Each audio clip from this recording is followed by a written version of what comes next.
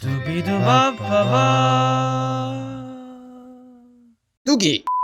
안녕하세요, 뚜기입니다. 최근 들어 동성애에 관련된 이슈가 점차 떠오르고 있죠. 사회적으로 동성애 결혼 합법화에 대한 찬반 논쟁이 한창인데요. 동성애에 대한 긍정적 인식이 확산되면서 동성애자 출신 사회 지도층도 점점 등장하고 있는 추세입니다. 현재 룩셈부르크, 아일랜드, 세르비아의 총리가 동성애자라고 하네요.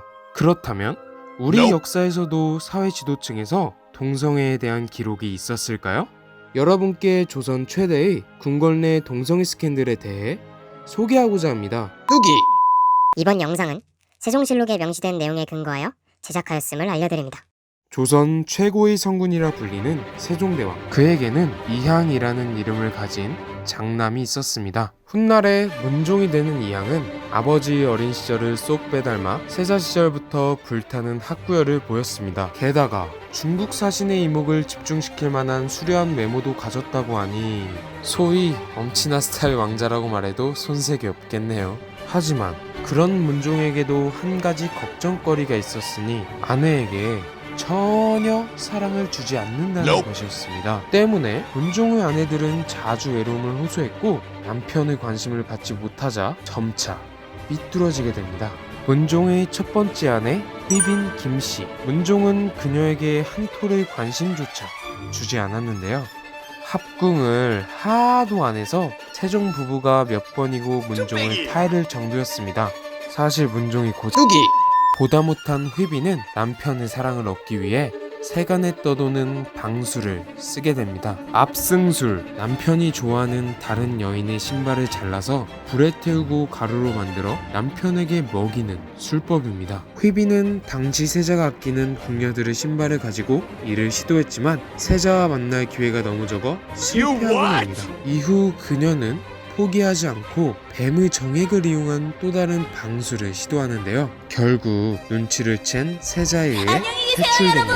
이후 조선 최초의 세자빈 간택 행사가 벌어집니다. 그렇게 세종 11년 유명 가문의 여식인 순빈 봉씨가 새로운 세자빈으로 선택됩니다. 그러나 순빈 봉씨 또한 문종의 사랑을 받지 못합니다. 수년 동안 부부간의 금술이 좋지 않았죠. 점차 사이가 멀어지는 둘의 관계를 본 세종 부부는 이번에도 역시 아들에게 제발 부인과 잘 좀 지내라 라는 부탁을 하게 되는데요. 이후 문종은 억지로라도 봉씨와 잘 지내보지만 봉씨에게는 태기가 없었습니다. 그러나 후사는 내야 했고 문종은 결국 후궁을 드리는 선택을 합니다. 물론 봉씨는 이를 못마땅하게 여기고 질투했는데요. 그러다가 어느 날 갑자기 본인이 임신을 했다고 주장합니다. 갑작스러운 소식에 황실에서는 크게 기뻐했지만 이내 한 달 뒤에 순비는 자신이 스스로 낙태하였다는 말을 합니다. 단단한 물건이 형체를 이루어 나왔는데 지금 이불 속에 있습니다. 하지만 상궁을 보내 몇 번을 확인했음에도 불구하고 그 흔적을 찾지 못합니다. 거짓말이 들통난 것이죠. 이를 계기로 세자빈에 대한 왕실의 신뢰는 점차 무너집니다. 이후 더욱 삐뚤어진 순비는 여러 문제가 되는 행동들을 벌이는 바람에 앞선 휘빈과 마찬가지로 쫓겨나고 맙니다. 그녀가 했던 문제 행동들을 나열해보자면 우선 고약한 술버릇, 궁인 구타, 외간 사람 엿보기, 궁궐 여종에게 남자를 사모하는 노래시키기 등이 있습니다. 그러나 그녀가 최종적으로 했던 큰 한방이 있으니 폐비되었던 가장 결정적인 이유가 된 그것, 바로 궁녀와의 동성애였습니다. 두비두바바바 뚜기! 순빈 봉씨에게는 소쌍이라는 여종이 있었습니다. 그런데 어느 날 궁궐의 세자빈과 소쌍이 서로를 좋아하여 같이 잔다는 소문이 암암리에 퍼지게 됩니다. 이것이 세자의 귀에까지 들어가게 되자 세자는 소쌍에게 진실을 추궁하는데요. 그러자 소쌍은 모든 소문을 인정하고 그 진상을 실토합니다. 그녀의 답변은 당시 시대로서는 굉장히 충격적인 것이었습니다. 순빈 봉씨는 소쌍이 잠시라도 떠나가면 소리를 지르고 그녀에게 사랑한다는 말을 하기도 하였으며 같이 자자고 협박을 했던 것이었습니다.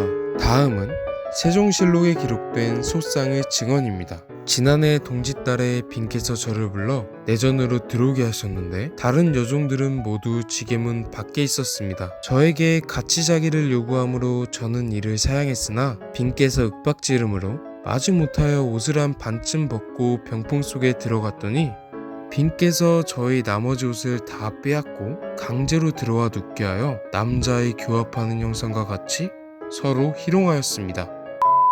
사실 순빈 봉씨의 이러한 행동은 사랑이라기보단 집착에 가까운 것이었습니다. 그녀의 행태는 궁궐 사람들에게 큰 충격을 안겨주었습니다. 세종실록에 기록된 당시 세종대왕의 언급에 따르면 이에 대해 이야기를 꺼내기도 수치스러웠다고 하네요. 사실 국내의 동성애는 그렇게까지 드문 일은 아니었다고 합니다. 그 전부터 이미 궁녀들 사이의 동성애를 금지하는 법령이 있을 정도였으니까요. 이후로도 국내의 동성애는 대식이라고 불리며 계속 있어 왔습니다. 거의 평생을 궁궐에서 지내면서 왕 이외의 남성과 사랑을 나누는 것이 엄격히 금지되어 있었던 궁녀. 독수 공방의 괴로움을 나타내는 신려병이라는 병명이 있을 정도로 궁녀는 항상 외로움을 견뎌야만 했습니다. 그래서 많은 학자들은 궁녀들이 그 외로움에 못 이겨 당시에 금단의 영역에 속해 있던 동성애를 한 것이 아닌가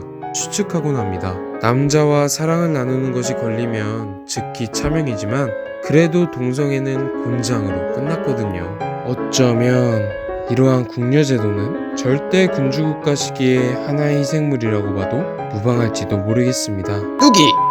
자, 지금까지 조선시대 국내에서 있었던 동성애 사건에 대해 알아보았습니다. 흥미로우셨나요? 흥미로우셨다면 좋아요와 구독 부탁드립니다. 시청해주셔서 감사합니다.